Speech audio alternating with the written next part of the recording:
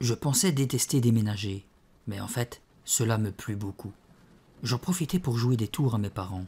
Pendant qu'ils indiquaient aux déménageurs où déposer les caisses, je partis explorer les lieux. À côté de la salle à manger, je découvris une vaste et belle pièce.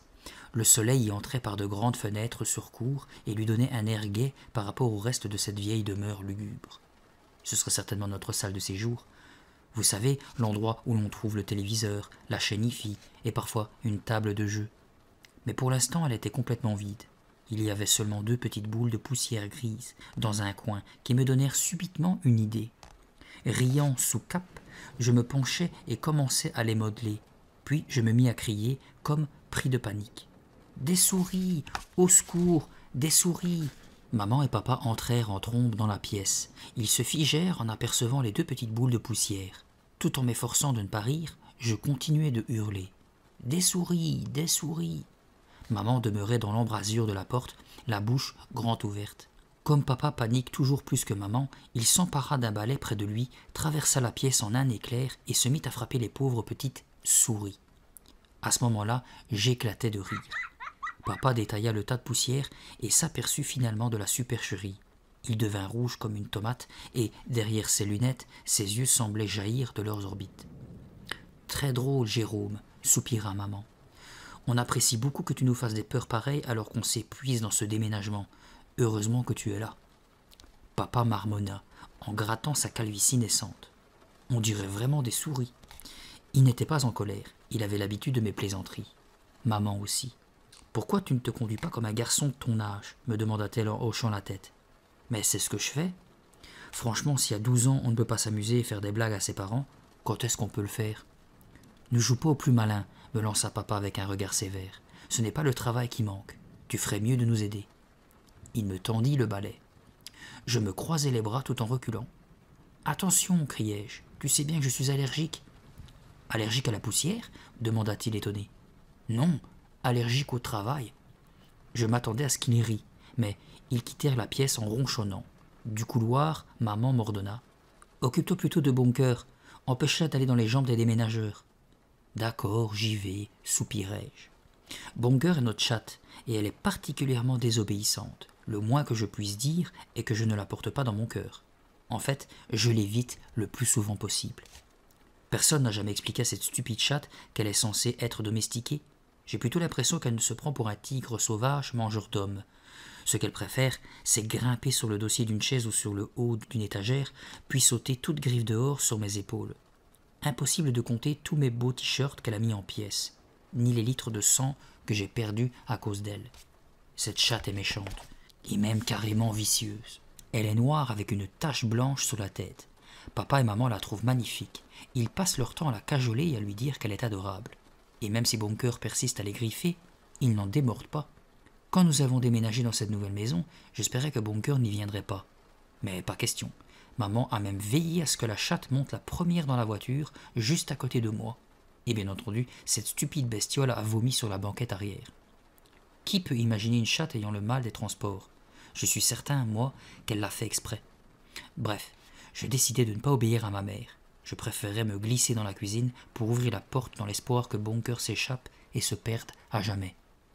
Puis, je continuai mon exploration. Notre ancienne maison était minuscule mais neuve. Celle-ci était vieille. Les planchers craquaient, les fenêtres grinçaient. On aurait dit que la maison gémissait quand on la traversait. Mais elle était vraiment grande. Je découvris un tas de petites pièces et de grands cagebis. Un des WC était aussi grand que mon ancienne chambre. Ma nouvelle chambre, elle, se trouvait au bout du couloir du premier étage qui comprend aussi 3 autres chambres et une salle de bain. Je me demandais bien ce que maman et papa avaient l'intention de faire avec toutes ces pièces.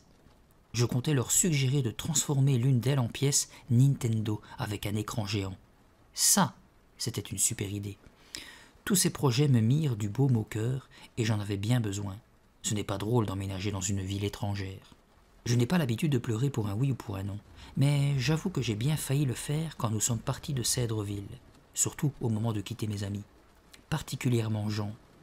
Jean est un gars super. Papa et maman ne l'appréciaient pas trop, car il est bruyant et mal élevé. Il adore rôter à tout bout de champ, mais c'est mon meilleur ami. Enfin, c'était mon meilleur ami. car je n'en avais pas encore à New Goshen. Gentiment, maman m'avait promis que Jean pourrait venir passer quelques semaines cet été, pendant les vacances. Je poursuivis mon exploration. Je me voyais déjà transformer l'une des pièces en gymnase et y ranger tous ces appareils ultra perfectionnés que l'on voit à la télé. Comme les déménageurs transportaient des meubles dans ma chambre, je ne pus y entrer. J'ouvris donc une autre porte, que je pensais être celle d'un placard. À ma grande surprise, je découvris un escalier en bois. Je supposais qu'il devait mener au grenier. Un grenier, je n'en avais jamais eu. Il est sûrement rempli de vieux objets, me mis-je à rêver tout en grimpant. Les anciens propriétaires ont peut-être même laissé des piles de vieilles revues qui valent aujourd'hui des millions. J'étais là, au milieu de l'escalier, quand j'entendis la voix de mon père derrière moi. « Où vas-tu, Jérôme ?»« En haut, répondis-je. Ça me semblait évident, non ? Tu ne devrais pas y aller tout seul, m'avertit-il. Pourquoi ? Il y a des fantômes ?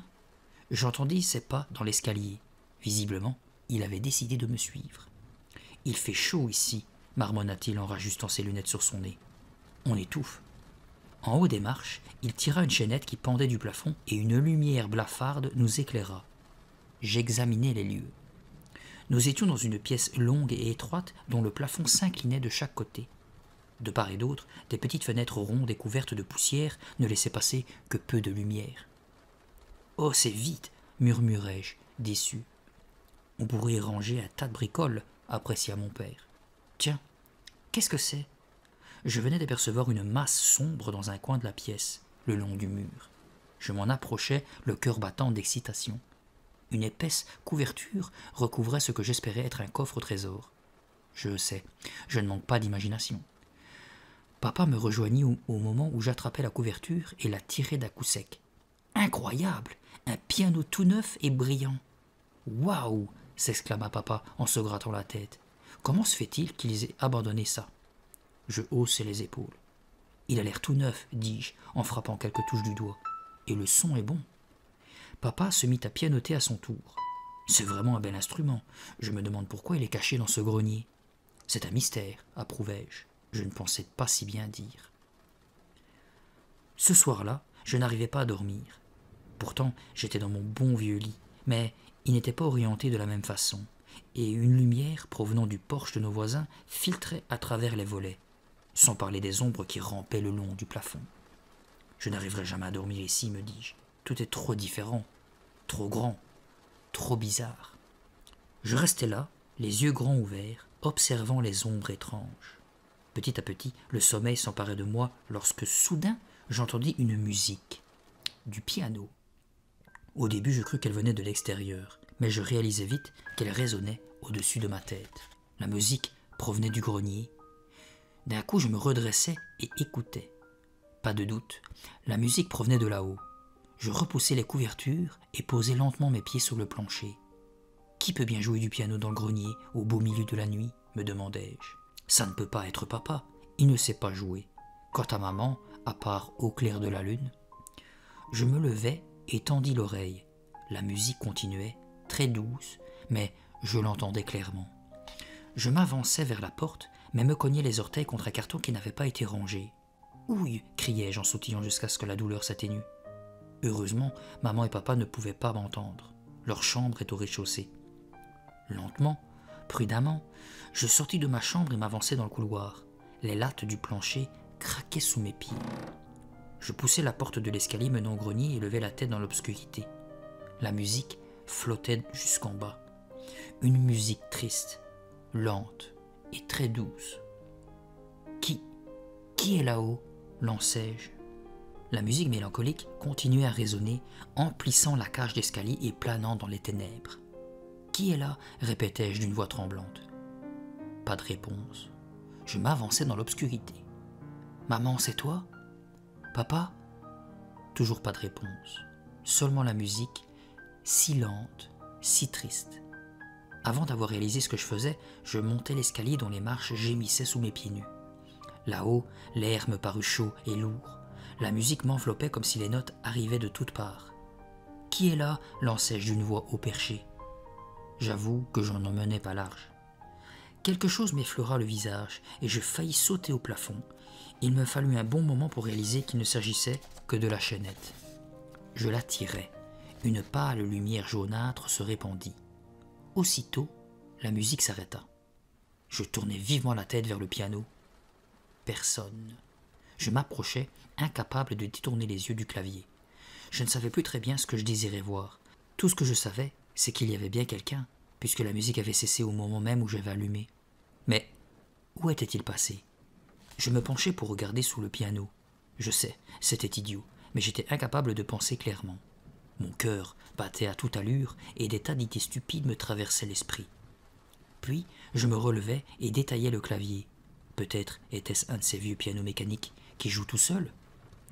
Mais non, il n'avait rien de spécial. C'était un piano on ne peut plus ordinaire. Je m'assis sur le banc et sursautai aussitôt. Il était tiède, comme si quelqu'un venait de s'y asseoir. Je me soulevai et passai ma main dessus. Pas de doute, il était vraiment tiède. J'essayai de me calmer en me disant que tout le grenier était très chaud, bien plus chaud que le reste de la maison. Je me rassis, attendant que les battements de mon cœur se calment. « Qu'est-ce qui se passe ici ?» me demandai-je en me tournant vers le piano. Le bois noir était si brillant que je pouvais voir mon reflet comme dans un miroir, et la tête qui me dévisageait était celle d'un garçon passablement effrayé. Je baissai les yeux sous les touches et appuyai sur 3 d'entre elles. Quelqu'un venait de jouer quelques minutes avant moi, je le savais. Mais comment avait-il fait pour disparaître aussi vite, sans que je le voie? J'enfonçai une touche, puis une autre, laissant le son se répercuter dans la grande pièce vide. C'est alors que j'entendis un craquement qui venait du bas de l'escalier. Je me figeai, la main immobile sur le clavier. Un autre craquement. Encore un pas. Je me levai, surpris que mes jambes soient si molles. Je tendis l'oreille, osant à peine respirer.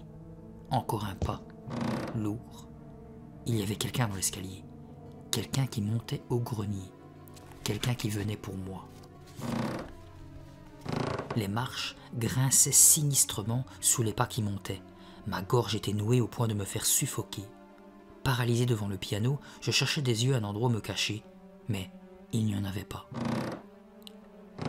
Et au moment où j'allais mourir de peur, un crâne dégarni pointa en haut des marches. « Papa !»« Jérôme, qu'est-ce que tu fais là, pour l'amour du ciel ?»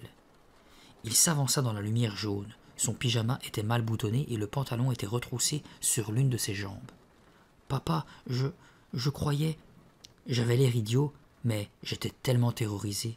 « Est-ce que tu sais quelle heure il est ?» me demanda-t-il, en regardant son poignet où il n'y avait pas de montre. « Il est plus de minuit. »« Je sais, papa, mais j'ai entendu le piano et j'ai... »« Tu as entendu quoi ?» rugit-il, les yeux exorbités. « Le piano, répétai-je. Je l'ai entendu et j'ai... » « Jérôme !» explosa mon père, le visage rouge de colère. « Il est un peu tard pour tes farces débiles. »« Mais papa, ta mère et moi on s'est tués à tout déballer et à tout installer dans la journée, » continua mon père sans m'écouter. « On est tous les deux épuisés et demain je dois me lever tôt.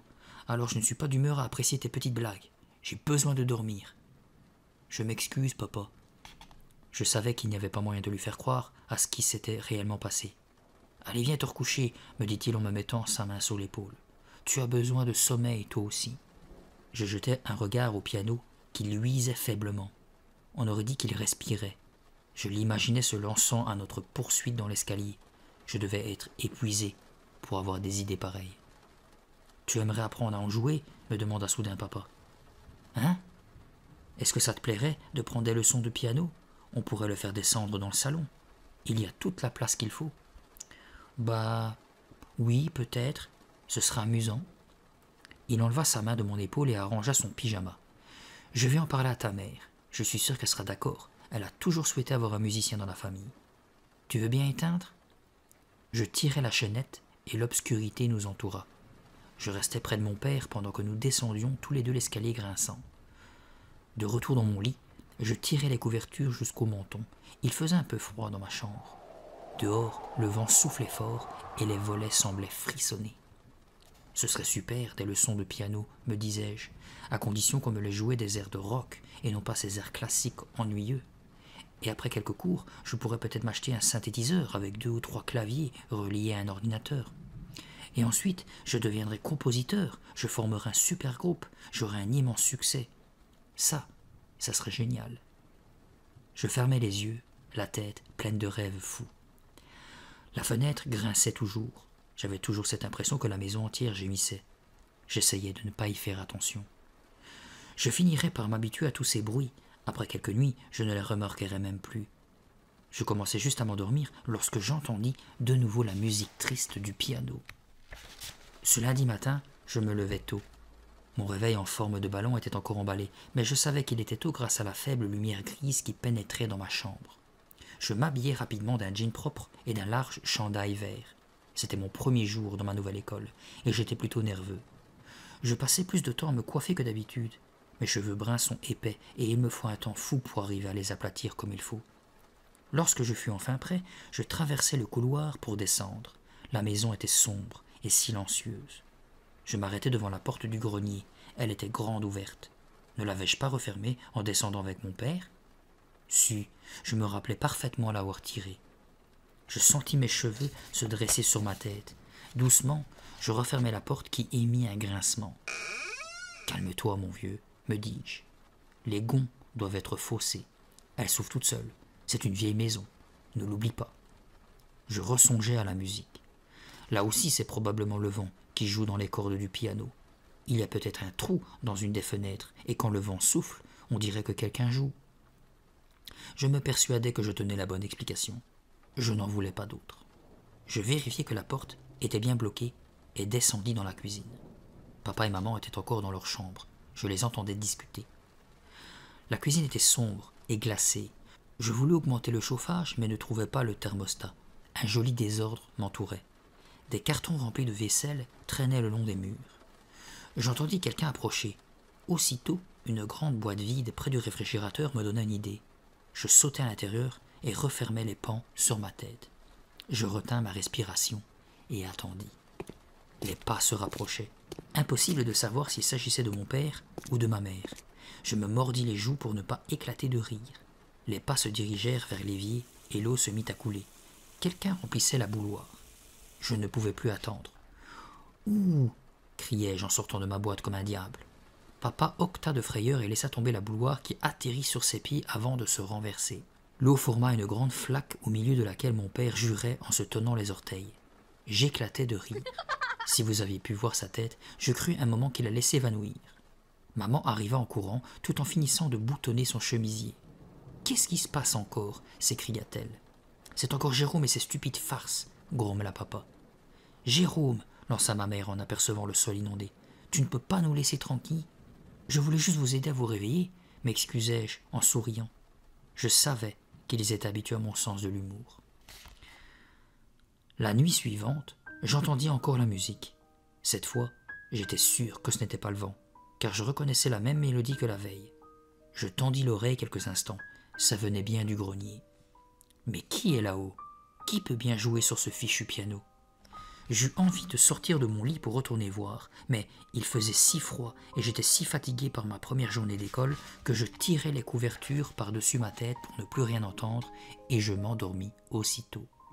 « Est-ce que tu as entendu de la musique la nuit dernière ?» demandai-je à maman le lendemain. « Mange tes céréales, » me répondit-elle en me servant un bol entier.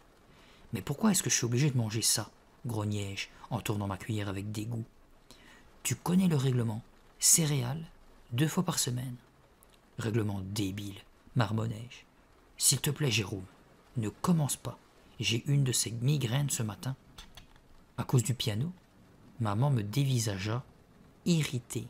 « Quel piano? Pourquoi est-ce que tu parles toujours de ça? Tu ne l'as pas entendu? Quelqu'un jouait dans le grenier la nuit dernière. »« Oh, Jérôme, arrête. Pas de farce idiote ce matin. Je t'ai déjà dit que j'avais mal à la tête. »« Quelqu'un a parlé de piano ici ?» demanda papa en entrant dans la cuisine, le journal à la main. « Les déménageurs viendront demain pour le redescendre dans le salon. Prépare tes doigts, ajouta-t-il en me souriant. « Tu es vraiment intéressé par des cours ?» intervint maman en se versant une tasse de café. « Tu vas vraiment t'entraîner sérieusement ?»« Bien sûr, répondis-je. Enfin, peut-être. » Les déménageurs étaient là lorsque je revins de l'école. Je montai au grenier pour les observer pendant que, dans le salon, maman dégageait une place. Les 2 hommes utilisèrent des courroies et une espèce de chariot.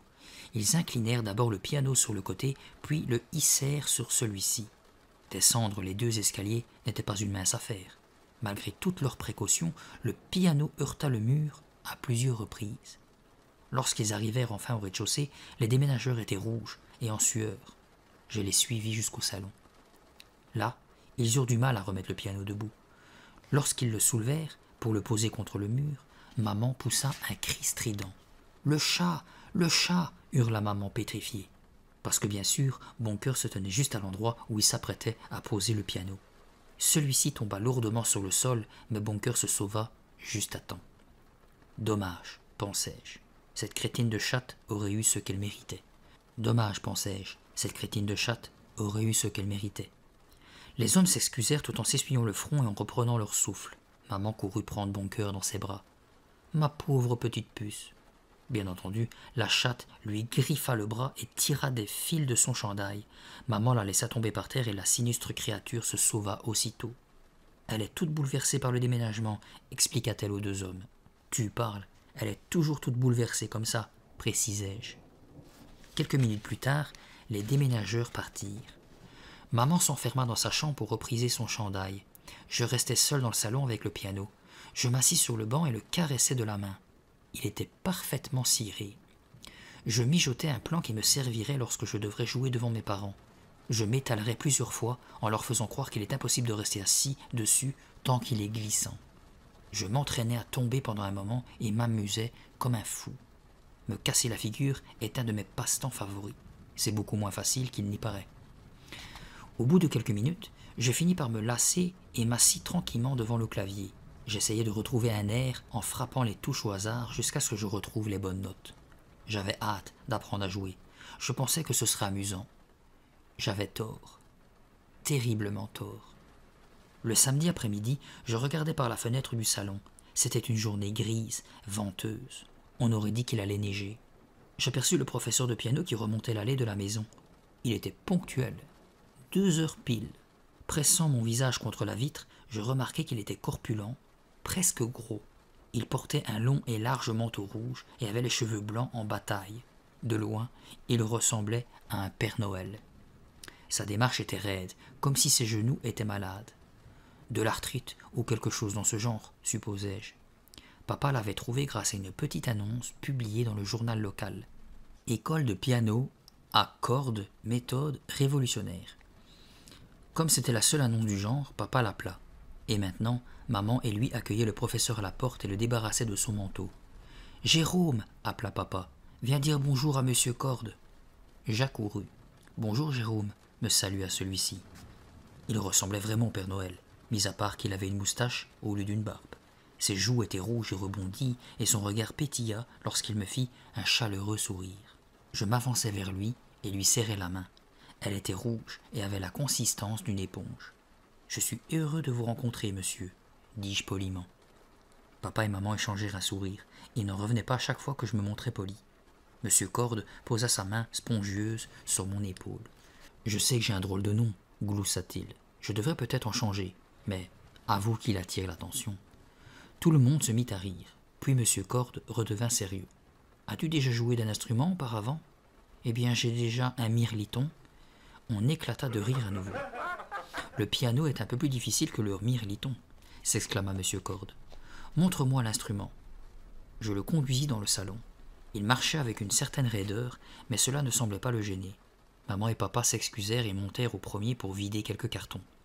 Monsieur Corde examina le clavier, puis il souleva le panneau avant et détailla les cordes. « Très bel instrument, murmura-t-il. Vraiment très beau. On l'a trouvé ici, lui dis-je. Sa bouche forma un O de surprise. Vous l'avez trouvé ?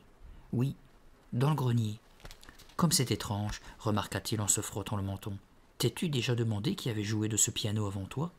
Quel doigt avait parcouru cette touche ? Ben... Je ne savais vraiment pas quoi répondre. Il me poussa ensuite vers le banc. Un instant, j'eus envie de lui jouer ma petite comédie et de m'étaler par terre. Mais je décidai d'attendre de le connaître un peu mieux. Il avait l'air d'aimer la plaisanterie. Mais je ne voulais pas qu'il pense que je n'étais pas un élève sérieux. Il s'assit à côté de moi. Il était tellement gros qu'il y avait à peine de la place pour nous deux. « Vous allez me donner des leçons à la maison ?» demandai-je en le poussant discrètement. « D'abord quelques-unes à la maison, » répondit-il. « Puis, si tu as du talent, tu viendras étudier dans mon école. » Soudain, il m'attrapa les mains. Laisse-moi voir, dit-il en les approchant de son visage. Il les tourna et en examina les deux faces. Puis il regarda attentivement mes doigts. Magnifique, s'exclama-t-il. Je regardai mes mains avec étonnement. Pour moi, elles n'avaient rien de spécial. D'excellentes mains, répéta M. Cord. Il les plaça soigneusement sur les touches et me montra les bonnes positions pour jouer les notes. Nous commencerons la semaine prochaine, m'annonça-t-il ensuite en se levant. Je voulais juste faire ta connaissance aujourd'hui. Il fouilla dans le sac qu'il avait déposé contre le mur et en tira un cahier qu'il me tendit. Cela s'appelait « Cours pour débutants ». Jette donc un coup d'œil là-dessus et essaye d'apprendre les notes des pages 2 et 3. Il alla ensuite chercher son manteau que papa avait posé sur le dossier d'un fauteuil. « À samedi prochain », lança-t-il. J'étais un peu déçu que la leçon ait été si courte. J'avais espéré apprendre un air de rock le jour même.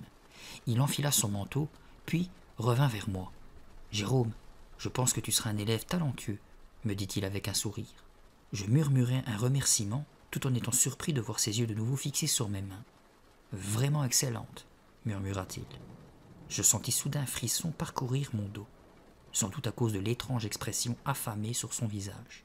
« Qu'est-ce qu'elles ont de si spécial, mes mains ?» me demandai-je. « Pourquoi les aime-t-il tant ?» C'était étrange, vraiment étrange, mais je ne savais pas encore à quel point.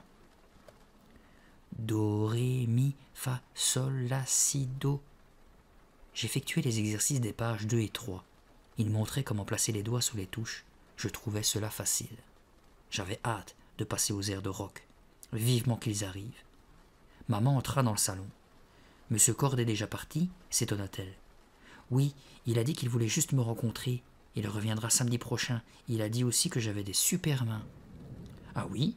Alors si tu te servais de ces super mains pour nous aider au sous-sol, à vider les boîtes ?»« Oh non !» criai-je en faisant semblant de glisser et en tombant de mon banc. Elle ne trouva pas ça drôle. La nuit suivante, j'entendis de nouveau la musique. Je m'assis droit dans mon lit et prêtai l'oreille. Cette fois-ci, la musique venait d'en bas. Je me levai, le plancher était froid sous mes pieds. Papa n'avait pas encore eu le temps d'installer de la moquette. La maison était silencieuse. Par la fenêtre, je pouvais voir tomber de petits flocons de neige. Quelqu'un joue sur mon piano. Papa et maman doivent l'entendre eux aussi, pensai-je. Leur chambre est à l'autre bout, mais ils sont au rez-de-chaussée tout de même. Ils doivent l'entendre. J'avançai jusqu'à la porte. Je m'appuyai contre elle pour mieux écouter. C'était le même air que je chantonnais avant le dîner. Maman m'avait demandé ce que c'était, mais je ne me rappelais plus le titre. La musique me parvenait si clairement que je pouvais en distinguer chaque note. Mais qui la jouait ? Il fallait que j'en aie le cœur net. Je sortis de ma chambre et traversai le couloir obscur à tâtons. Il y avait bien une veilleuse en haut de l'escalier, mais j'oubliais à chaque fois de l'allumer. J'arrivai en haut des marches, j'agrippai la rampe et descendis lentement, tentant de faire le moins de bruit possible. Il ne fallait surtout pas effrayer le pianiste. Les marches de bois craquaient légèrement sous mon poids, mais la musique se poursuivit, triste et douce, presque lugubre. Retenant mon souffle, j'arrivai en bas. Un lampadaire dans la rue projetait une tache de lumière sous le plancher. Soudain, je butai contre une caisse remplie de livres, laissée près de la table basse. Je me rattrapai de justesse au dossier d'un fauteuil. La musique s'arrêta, puis reprit. Je m'appuyai contre le fauteuil, attendant que les battements de mon cœur se calment. « Mais qu'est-ce que font mes parents ?» me demandai-je, scrutant le couloir au bout duquel se trouvait leur chambre. « Ils n'entendent rien ? Ils ne sont pas curieux de savoir qui joue ?» Je pris une profonde inspiration et traversai la salle à manger. Il y faisait noir. Je me déplaçai prudemment afin de ne pas heurter les chaises et la table. La porte du salon n'était qu'à quelques mètres de moi. La musique s'amplifia. Je fis un pas, puis un autre. Je franchis le seuil du salon. Qui est-ce ? Mais qui est-ce ? Je tentai de percer l'obscurité, mais avant que je ne puisse distinguer quoi que ce soit, quelqu'un poussa un horrible cri derrière moi, me bouscula et me fit tomber. Je me retrouvai à quatre pattes sur le plancher. Puis, un second cri déchira mes tympans. Mon épaule me lançait.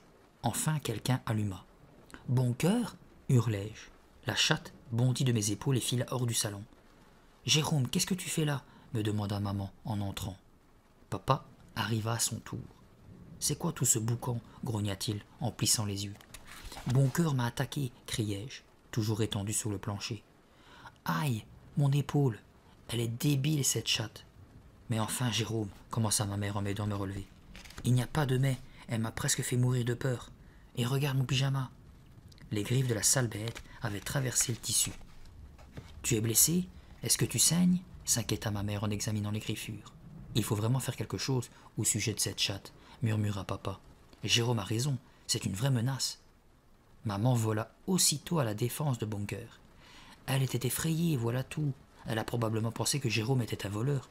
Un voleur? M'exclamai-je d'une voix si aiguë que seuls les chiens avaient dû l'entendre. Comment a-t-elle pu croire que j'étais un voleur? Les chats sont censés voir dans le noir, non? Et toi, qu'est-ce que tu faisais ici, en pleine nuit? Me demanda maman tout en me massant l'épaule, ce qui ne faisait pas particulièrement de bien. Oui, renchérit papa, qu'est-ce qui te prend de rôder ainsi? Je ne rôdais pas, j'ai entendu le piano et... Tu as quoi? M'interrompit maman. J'ai entendu de la musique, dans le salon, alors je suis descendu voir qui jouait. Mes parents me dévisagèrent comme si j'étais un martien. Je bredouillais. Vous n'avez rien entendu? Ils secouèrent la tête. Je me tournai alors vers le piano. Il n'y avait personne, évidemment. Je me dirigeai vers le banc et posai la main dessus. Il était encore chaud. Il y avait quelqu'un assis ici, j'en suis sûr. Ce n'est vraiment pas drôle, fit maman en haussant les épaules. Pas drôle du tout, reprit papa. Tu es descendu pour préparer un détour, n'est-ce pas? Qui? Moi? Ne fais pas l'innocent, Jérôme, on te connaît. Je ne préparais rien du tout, répliquai-je furieux. J'ai entendu jouer. Qui? Me coupa papa. Peut-être bon cœur, se moqua maman. Papa se mit à rire. Pas moi. Je poussai un immense soupir de frustration. J'avais envie de crier, casser quelque chose et même les taper tous les deux. Le piano est hanté, lâchai-je, sans pouvoir retenir mes mots. Hein? S'exclama papa. Il me regarda intensément. Il doit être hanté. Il joue tout seul. Maman marmonna en hochant la tête. J'en ai assez entendu, je retourne me coucher. Papa se frotta le menton. Il s'approcha de moi et pencha la tête en avant comme il le fait lorsqu'il veut me dire quelque chose d'important. Écoute, Jérôme, je sais que cette maison est vieille et peut te sembler un peu effrayante. Et je sais que ça n'a pas été facile pour toi de déménager et de quitter tes amis. Papa, s'il te plaît, tentai-je de l'interrompre. Mais ce n'est qu'une vieille maison, continua-t-il sans m'écouter. Vieille et défraîchie. Ça ne veut pas dire pour autant qu'elle est hantée. Ces fantômes dont tu parles, ce ne sont que tes peurs, tes angoisses qui remontent. J'ai oublié de vous dire que papa a une maîtrise de psychologie. Arrête ton cours, papa, lui lançai-je. Je vais me coucher. Très bien, Jérôme, dit-il en me serrant les épaules. Mais rappelle-toi bien, dans 2 semaines, tu verras que j'avais raison. Ces histoires de fantômes te paraîtront stupides. Il ne savait pas à quel point il se trompait. Le long couloir de l'école retentissait de rires, de cris, d'appels et de claquements de portes.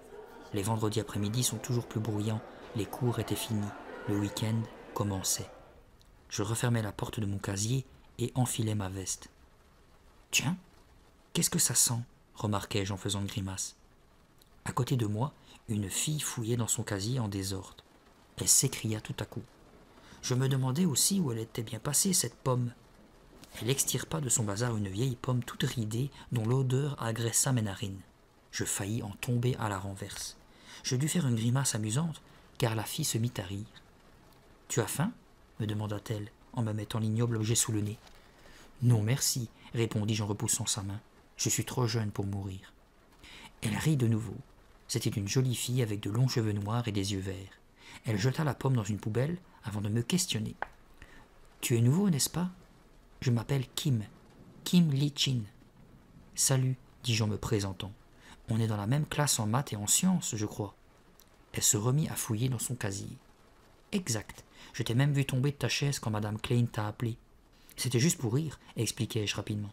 Je ne suis pas tombé pour de vrai. » Je m'en doute. Elle enfila un gros pull rouge et se pencha pour retirer un étui à violon. « C'est ton nouveau cartable ?» lui demandai-je finement. « Zut, je suis en retard pour mon cours, » répondit-elle en claquant la porte. « Moi, je prends des cours de piano, » continuai-je. « Enfin, je viens juste de commencer. »« Tu sais, j'habite juste à côté de chez toi, » dit-elle en ajustant son cartable sur ses épaules. « Je vous ai vu emménager. »« Ah oui ?» m'exclamai-je, surpris. « C'est super, tu pourras venir chez moi et on répétera ensemble. Je prends des cours tous les samedis avec Monsieur Corde. » Sa bouche s'ouvrit démesurément pendant qu'elle me dévisageait, horrifiée. « Tu fais quoi ?»« Je prends des cours avec Monsieur Cord, répétai-je. « Oh » s'écria-t-elle avant de se tourner et de partir en courant vers la porte. « Et Kim ?»« Kim, qu'est-ce qui se passe ?» Mais elle avait déjà disparu. « Des mains parfaites, vraiment parfaites, déclara Monsieur Cord. « Merci, répondis-je, un peu gêné. J'étais assis sur le banc, penché sur le piano, les mains posées sur le clavier. Monsieur Cord se tenait à côté, ses yeux ne quittant pas mes doigts. « Rejoue ce morceau, m'ordonna-t-il. » Son sourire s'effaça derrière sa moustache blanche et son visage devint plus sérieux. « Joue-le correctement, lentement, et en t'appliquant. Concentre-toi sur tes doigts. Chaque doigt est vivant. Rappelle-toi, vivant. » « Mes doigts sont vivants, répétai-je en le regardant avec attention. Quelle drôle d'idée, pensai-je. Je commençai à jouer en me concentrant sur la partition. C'était une mélodie toute simple de Bach que je trouvais très jolie. Les doigts, cria M. Cord en penchant son visage tout près du mien. Rappelle-toi que tes doigts sont vivants. Qu'est-ce qu'il a ce type à me parler de mes doigts, me demandai-je. Je finis le morceau et tournai les yeux. Son visage était crispé. C'est bien, Jérôme, dit-il doucement. Maintenant, essaye un peu plus vite. J'ai raté la partie du milieu, avouai-je à voix basse. C'est parce que tu as perdu ta concentration, expliqua-t-il. Il disposa mes doigts sous les touches. Allez, ordonna-t-il, recommence et pense à tes doigts. Je pris une profonde inspiration et me lançai. Cette fois-ci, je ne fis qu'une faute. Je me demandais si mes parents pouvaient m'entendre. Puis je me rappelai qu'ils étaient partis faire des courses. Monsieur Cord et moi étions seuls dans la maison. Il hocha la tête, l'air satisfait. Pas mal du tout. Encore plus vite. On pourrait peut-être essayer un autre morceau, osai-je proposer. Celui-là commence à devenir un peu ennuyeux. Encore plus vite, répliqua-t-il en m'ignorant. Et tes mains, Jérôme, n'oublie pas qu'elles sont vivantes. Laisse-les respirer. Respirer ? Je regardais mes mains, m'attendant presque à ce qu'elles me parlent. Dépêche-toi, m'ordonna M. Cord d'un ton sévère. En soupirant, je me remis à jouer. Plus vite, cria le professeur, plus vite. J'accélérais. Mes doigts couraient sur le clavier. Je tentais de me concentrer sur les notes, mais j'avais du mal à suivre le rythme. C'est ça, cria M. Cord, tout excité. Encore plus vite. Mes mains se déplaçaient tellement vite qu'elles me faisaient mal. Plus vite, plus vite. Elles vivent, répéta mon professeur. Je n'en peux plus, m'écriai-je. S'il vous plaît. J'ai dit plus vite. Je ne peux pas. C'était trop rapide, je n'entendais même plus ce que je jouais. Je voulus m'arrêter, mais mes mains refusèrent d'obéir. Elles continuaient à jouer toutes seules. « Arrêtez, arrêtez !» criai-je horrifié. « Plus vite !» s'exclamait M. Cord, surexcité. « Elles vivent, elles vivent !»« Non, s'il vous plaît, arrêtez !» suppliai-je. Mais elles étaient devenues réellement vivantes et continuèrent de plus belle. Mes doigts volaient sur les touches, un raz-de-marée de notes emplit le salon. « Plus vite !» scandait le professeur. Et malgré mes protestations effrayées, mes mains lui obéissaient joyeusement. Elles jouaient encore et encore. Très vite, de plus en plus vite. Dans un rythme infernal, la musique tourbillonnait autour de moi. J'avais du mal à respirer. Dans un dernier effort, je tentais d'arrêter mes mains. Rien à faire. Elles se déplaçaient comme ensorcelées sur le clavier, tapant sur les touches avec frénésie. Une douleur montait le long de mes doigts jusqu'au poignet. Et elles jouaient toujours. Jusqu'à ce que je me réveille. Je me redressai dans mon lit, en sueur. Je rêvais. Ma leçon de piano n'était qu'un étrange cauchemar. On est vendredi soir, me dis-je à voix haute. Seulement vendredi soir. Ces paroles m'aidèrent à me réveiller complètement. Je frissonnais. Mon corps était tellement moite que mon pyjama me collait dans le dos. Tout à coup, je m'aperçus que la musique continuait. Un long frisson me parcourut de la tête aux pieds. Les notes montaient jusqu'à ma chambre. Ce n'était pas celle de mon cauchemar, mais celle que j'avais déjà entendue les nuits précédentes. Encore tremblant, je me levai et m'avançai dans le couloir. Ce soir, je vais résoudre le mystère, me promis-je en m'efforçant de calmer les battements de mon cœur. Dominant ma peur, je descendis l'escalier en m'appuyant sur la rampe pour ne pas faire grincer les marches. La musique s'amplifiait au fur et à mesure que j'avançais. Rien ne va m'arrêter ce soir. Rien. J'avançai à la porte du séjour, je la poussai. En scrutant l'obscurité, j'avançai d'un pas, puis d'un autre. Le piano n'était plus qu'à quelques mètres de moi. Qui Qui est là ?» chuchotai-je, les poings serrés le long de mon corps. La musique continua. Je pouvais entendre le bruit des pieds sous les pédales. « Qui est là ? Qui est-ce qui joue ?»« Il n'y a personne ici, réalisai-je horrifié. Le piano joue, mais tout seul. » Puis, lentement, très lentement, comme un nuage gris se formant dans le ciel, le fantôme commença à apparaître. Au début, je ne vis que des contours flous, des lignes gris pâles se formant dans l'obscurité. Je criais. Mon cœur battait si fort que je craignais qu'il n'explose. Les lignes grises se précisèrent et commencèrent à se remplir. J'étais pétrifié, trop effrayé pour me sauver. Une femme apparut. Je ne pouvais dire si elle était jeune ou vieille. Sa tête était penchée en avant et ses yeux fermés. De longs cheveux bouclés tombaient sur ses épaules. Elle portait une chemisette et une longue jupe. Son visage, sa peau, ses cheveux étaient gris. Tout était gris. Elle continua à jouer comme si je n'étais pas là. Ses lèvres esquissaient un sourire triste. Je réalisai soudain qu'elle était plutôt jolie. Mais c'était un fantôme. Un fantôme qui jouait du piano dans ma maison. « Qui êtes-vous ? Qu'est-ce que vous faites ici ?» demandai-je d'une voix haut perchée qui me surprit. Elle s'arrêta de jouer et ouvrit les yeux. Elle me dévisagea, l'air impassible. J'avais l'impression d'observer quelqu'un à travers le brouillard. Dans le silence, la maison me paraissait affreusement tranquille. Je répétais dans un souffle. « Qui êtes-vous » Ses yeux se voilèrent de tristesse. « C'est ma maison, » dit-elle d'une voix sèche comme la mort. « C'est ma maison. » Les mots chuchotés semblaient venir de loin, si bas que je n'étais pas sûr de bien les entendre. « Je ne comprends pas. Qu'est-ce que vous faites ici ?»« Ma maison, » reprit-elle. « Mon piano. » »« Mais enfin, qui êtes-vous » insistai-je. « Êtes-vous un fantôme ?» En entendant ma question, elle laissa échapper un profond soupir et je vis soudain son visage se transformer. Ses yeux se fermèrent et ses joues commencèrent à s'affaisser. Sa peau grise fondit puis coula comme de la pâte molle sur ses épaules avant d'atterrir sur le plancher. Ses cheveux suivirent, tombant par touffes. Un cri muet s'échappa de mes lèvres lorsque son crâne apparut. Rien ne restait de son visage, mis à part ses yeux enfoncés dans leurs orbites, qui me dévisageaient. « Éloigne-toi de mon piano, » fit-elle d'une voix grinçante. « Je te préviens, éloigne-toi. » Je reculais et me détournais de cette horreur. Je tentais de m'échapper, mais mes jambes ne voulurent pas m'obéir. Je tombais, je tremblais trop pour pouvoir me relever. Je voulus crier « Papa, maman !» mais je ne réussis à émettre qu'un faible gargouillement. Je parvins malgré tout à me remettre debout, la gorge serrée par la peur. « C'est ma maison, mon piano, va-t'en. » « Maman, papa, au secours !» Cette fois-ci, je réussis à appeler. À mon grand soulagement, j'entendis des pas traverser le couloir. « Jérôme, Jérôme, où es-tu » cria maman. Je l'entendis buter contre un meuble de la salle à manger. Papa la dépassa et arriva le premier. Je le saisis aussitôt par le bras, puis lui montrai le piano du doigt.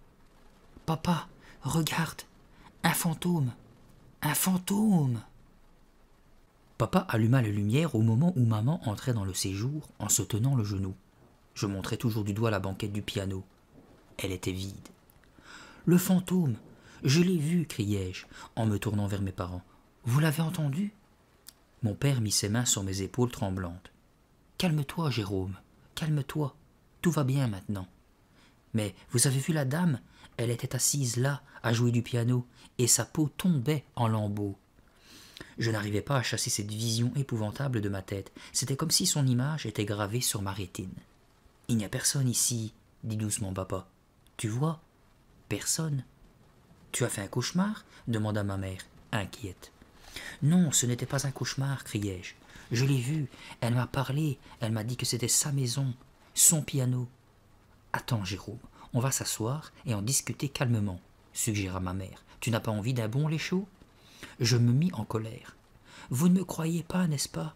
Mais je vous jure que c'est vrai. »« Nous ne croyons pas vraiment aux fantômes, » dit tranquillement papa en me conduisant jusqu'au divan. Il s'assit à côté de moi tandis que maman s'installait sur l'accoudoir. « Tu ne crois tout de même pas à ce genre d'histoire, mon chéri » susurra-t-elle sur un ton qui m'exaspéra. « Maintenant, oui, je l'ai vue de mes propres yeux. C'était une femme toute grise. Son visage s'est défait devant moi. J'ai vu son crâne et... J'aperçus le regard qu'échangèrent mes parents. Comment pouvait-il douter de moi? Quelqu'un m'a parlé d'un bon médecin, dit doucement maman en me prenant la main. Un gentil médecin qui parle avec les jeunes, le docteur Bilan, je crois. Hein, tu veux parler d'un psychiatre? Tu crois que je suis fou? Non, pas du tout, se hâta de répondre ma mère. Je pense seulement que quelque chose te rend nerveux. Ça te ferait du bien d'en discuter avec quelqu'un. Qu'est-ce qui te rend si nerveux? Demanda papa. C'est la nouvelle maison? Ta nouvelle école? Ou alors tes leçons de piano? Continua maman tout en jetant un regard à l'instrument. Non, les leçons de piano ne m'inquiètent pas, marmonnai-je. Je vous l'ai déjà dit, j'ai peur du fantôme. Je vais quand même prendre rendez-vous avec le docteur Bilan, dit maman fermement. Tu lui parleras de tes visions. Je suis sûr qu'il pourra expliquer tout cela mieux que nous. Je ne suis pas fou, murmurai-je. Ce qui est certain, c'est que quelque chose te bouleverse et te donne des cauchemars, constata papa. Ce docteur pourra en trouver la raison. Bon, il faut que j'aille me coucher, je suis crevé, ajouta-t-il en étirant ses bras au-dessus de sa tête. Moi aussi, ajouta maman. Tu penses que tu vas pouvoir dormir maintenant, Jérôme? Je ne sais pas. Tu veux qu'on te reconduise dans ta chambre? Je ne suis plus un bébé, criai-je furieux et frustré à la fois. J'aurais voulu hurler et hurler jusqu'à ce qu'il me croie. Eh bien, bonne nuit, fiston, dit papa. Demain, c'est samedi. Tu pourras dormir un peu plus tard. Et si tu fais encore des cauchemars, réveille-nous, proposa maman. Papa éteignit la lumière et ils s'en retournèrent dans leur chambre, pendant que je me dirigeais vers l'escalier. J'étais si en colère que j'avais envie de frapper, de casser quelque chose. Mais au fur et à mesure que je gravissais les marches dans l'obscurité, ma colère se transforma en peur. Le fantôme avait disparu du salon. Et s'il m'attendait dans ma chambre? Que ferais-je si je découvrais l'affreux crâne gris aux yeux globuleux installé sur mon lit? Le plancher gémit tandis que je traversais le couloir. J'eus soudain très froid. Ma bouche était sèche et j'avais du mal à respirer. Elle était là, je le sentais, elle m'attendait. Si je me mettais à crier, si j'appelais à l'aide, papa et maman penseraient encore que je devenais fou. Que me voulait ce fantôme? Pourquoi cherchait-il à me faire peur? Pourquoi voulait-il que je m'en aille? Toutes ces questions se bousculaient dans ma tête sans que je puisse trouver de réponse. J'étais trop fatigué, trop effrayé pour penser clairement. Le souffle court, j'hésitais à entrer dans ma chambre. Puis, prenant mon courage à deux mains, je franchis le seuil. Et comme j'avançais dans le noir, le fantôme se dressa devant mon lit. Je poussai un cri étouffé tout en reculant vers la porte. Soudain, je m'aperçus que le fantôme n'était en fait qu'un tas formé par les couvertures qui étaient tombées au pied de mon lit pendant mon cauchemar. Mon cœur battait toujours aussi fort lorsque je me recouchais.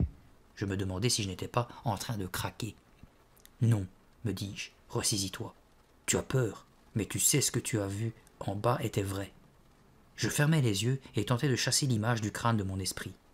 Au moment où je glissais dans le sommeil, la musique reprit dans le salon. Monsieur Cord arriva à 2 heures pile pendant que mes parents rangeaient le garage. Je pris son manteau et le conduisis dans le salon. Dehors, il faisait froid. La neige ne tarderait pas à tomber. Monsieur Cord frotta ses 2 mains potelées pour se réchauffer et me fit signe de m'installer au piano. « Quel magnifique instrument !» fit-il en le caressant rêveusement. « Tu as vraiment de la chance de l'avoir trouvé, tu sais. »« J'espère, » répondis-je sans grande conviction. J'avais dormi jusqu'à 11 heures ce matin-là, mais j'étais encore fatigué. Je n'arrivais pas à chasser le fantôme et ses sinistres avertissements de mes pensées. « As-tu bien appris tes notes ?» me demanda M. Cord en tournant les pages de mon cahier. « Un peu. »« Alors vas-y, montre-moi, » demanda-t-il en plaçant mes doigts sur le clavier. « Tu te rappelles? C'est la position de départ. » J'exécutais une gamme. « Des mains parfaites, » murmura-t-il en souriant. « Recommence. » La leçon se déroula sans problème. Il persistait à dire que j'étais bon, alors que je ne jouais que des gammes. Je lui demandai quand nous allions apprendre des airs de rock. Il sursauta et me répondit un peu sèchement. « Chaque chose en son temps. » Au même moment, maman et papa arrivèrent dans le salon. Maman se frottait les bras. « Brrr !» dit-elle à mon professeur. « Il commence vraiment à faire froid. Je pense qu'il ne va pas tarder à neiger. »« Ici, il fait bon, » répondit celui-ci en lui rendant son sourire. « Comment vont les leçons ?»« Très bien. Jérôme est un élève prometteur. J'aimerais bien qu'il commence à prendre des cours dans mon école. »« Formidable !» s'exclama maman. « Vous pensez qu'il a du talent ?»« Il a des mains parfaites. » Quelque chose dans sa façon de prononcer cette phrase me donna le frisson. Je demandai. « On apprend le rock dans votre école ?»« Nous enseignons toutes sortes de musique. L'école est grande et nous avons plusieurs excellents professeurs. Est-ce que vendredi après l'école vous conviendrait? Ce sera parfait, approuva maman. Monsieur Cord traversa la pièce et lui tendit une carte de visite. Voici l'adresse. 10 rue Ganoire, mais c'est à l'autre bout de la ville. Pas de problème, le rassura maman. Je finis tôt le vendredi. Je pourrai l'y emmener en voiture. Parfait, ce sera tout pour aujourd'hui, Jérôme. Répète tes nouvelles gammes et je te verrai vendredi. Il suivit maman dans le couloir et je les entendis discuter à voix basse, sans saisir leurs propos. Je me levai et me dirigeai vers la fenêtre. Dehors, de gros flocons commençaient à tomber. Je regardais la neige s'accumuler dans le jardin, tout en me demandant s'il y avait des pentes où je pourrais faire de la luge dans cette ville. Soudain, je poussai un cri en entendant le piano qui se mettait à jouer. Fort, de façon discordante, comme si quelqu'un martelait le clavier de ses poings. « Jérôme, arrête !» me cria ma mère du couloir. « Mais ce n'est pas moi !» Le cabinet du docteur Bilan ne ressemblait pas à ce que j'avais imaginé. Il était petit et clair. Ses murs étaient peints en jaune et décorés d'images de perroquets, de toucans et d'autres oiseaux colorés. Il n'y avait pas de divan en cuir comme on en voit à la télé. Il n'y avait même pas de bureau, juste 2 fauteuils verts à l'allure confortable. Je m'assis dans l'un et le médecin prit l'autre. Il était moins âgé que je ne l'avais cru. Il avait l'air plus jeune que papa. Ses cheveux roux étaient gominés et son visage parsemé de taches de son. Il n'avait pas du tout l'air d'un psychiatre. « Parle-moi de ta nouvelle maison, me dit-il, les yeux baissés sur le calepin qui reposait sur ses genoux. « Bah, c'est une grande et vieille maison, c'est tout. » Il me demanda ensuite de décrire ma chambre, ce que je fis.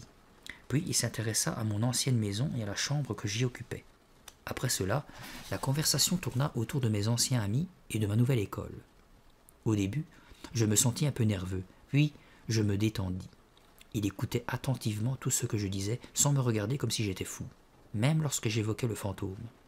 Il commença à griffonner quelques notes lorsque je lui parlais du piano qui jouait en pleine nuit, mais s'arrêta d'écrire lorsque je lui racontais comment était le fantôme et comment il m'avait crié de m'éloigner. Mes parents ne m'ont pas cru, grommelai-je en caressant les bras du fauteuil. Avoue que c'est une histoire très étrange, répliqua le docteur. Si tu étais à leur place et que ton enfant te racontait cette histoire, est-ce que tu le croirais? Bien sûr, m'écriai-je, si c'était vrai. Il mordilla la gomme de son crayon et me dévisagea. Vous pensez que je suis fou? Demandai-je. Il ne sourit pas à ma question. Non, je ne crois pas que tu sois fou, Jérôme, mais l'esprit humain réagit parfois bizarrement. Puis, il m'expliqua comment dans certains cas des gens ont peur de quelque chose sans vouloir l'admettre. Leur subconscient a alors recours à toutes sortes d'illusions pour faire sortir cette peur, même s'ils continuent à essayer de l'oublier. Bref, il ne me croyait pas non plus. Se retrouver dans une nouvelle maison est une situation stressante, poursuivit-il. Il est possible que l'on se mette à voir des choses et en entendre d'autres, tout cela simplement pour cacher notre peur. Je n'ai pas imaginé la musique du piano, je peux même vous fredonner l'air, et je n'ai pas imaginé le fantôme non plus. On en reparlera la semaine prochaine, dit-il en se levant. Notre temps est écoulé. Mais en attendant, je peux t'assurer que tu n'es pas fou, Jérôme. Tu ne dois pas penser ça. Il ouvrit la porte et ajouta. Tu verras, tu seras étonné de découvrir ce que cache ton fantôme, en réalité. Je murmurai un remerciement et quittai son bureau. Je traversai la salle d'attente déserte, puis empruntai le couloir. C'est alors que je sentis l'étreinte glacée du fantôme me serrer le cou. Un froid surnaturel traversa mon corps tout entier. Poussant un cri terrifié, je me retournai pour me dégager. « Maman !»« Excuse-moi, mes mains sont gelées, dit-elle calmement sans se rendre compte de la peur qu'elle venait de me faire. Il gèle dehors. Tu ne m'as pas entendu t'appeler ? Non, je pensais à autre chose. Je ne voulais pas te faire peur, ajouta-t-elle en se dirigeant vers le parking. Elle chercha ses clés dans son sac. Alors vous avez eu une bonne discussion ? On peut voir ça comme ça, répondis-je. Ce fantôme m'obsède, pensai-je. Je commence à le voir partout. Il faut absolument que je me calme, que je l'oublie. Mais comment ? Le vendredi après l'école, maman me conduisit à l'école de musique du professeur Cord.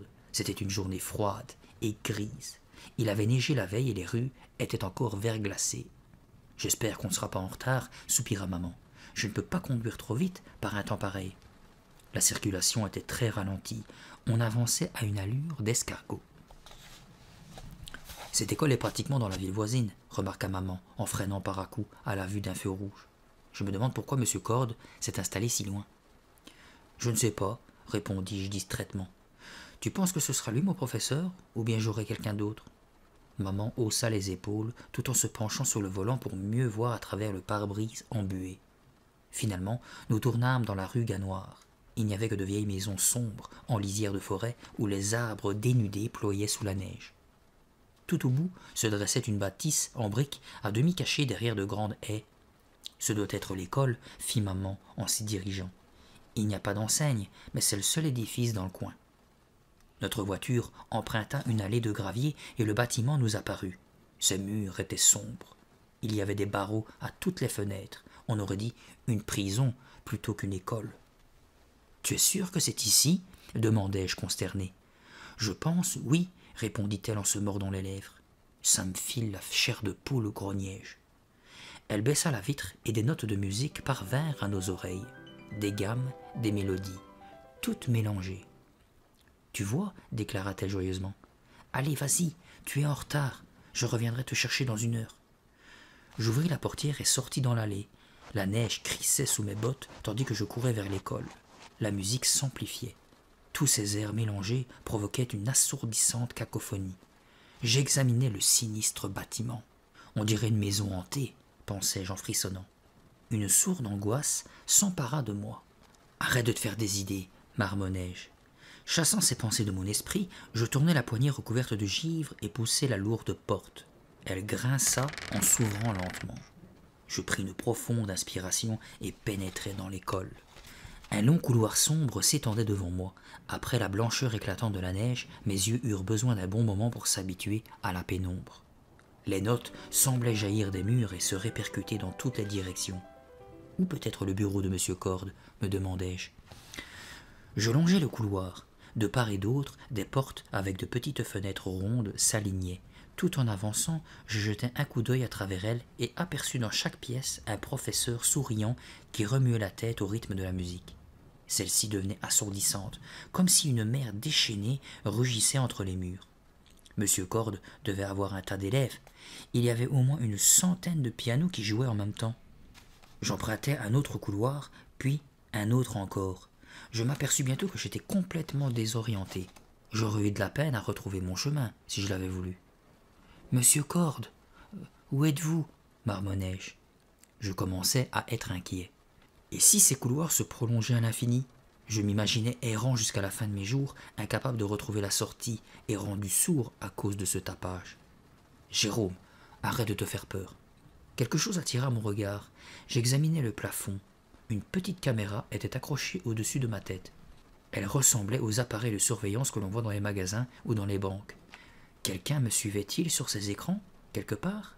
Et si oui, pourquoi ne venait-il pas à mon aide pour me diriger? Je commençais à en avoir assez. Qu'est-ce que c'était que cette école? Pas d'enseigne, pas de bureau, personne pour accueillir les visiteurs.